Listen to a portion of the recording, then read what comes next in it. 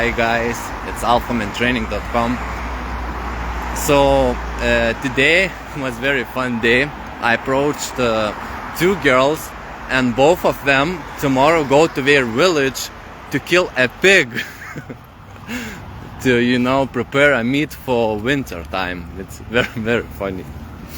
So with both of them I have exchanged numbers, but it will be very hard to meet them tomorrow because we already planned that event and to kill a pig. So we will go to kill a pig to village, and on Sunday I will meet one of them or both. We'll see how it will schedule, and we'll fuck them. So that was very funny to talk about that village and pig. But it's also a bit dirty topic, not nice. So that's awesome.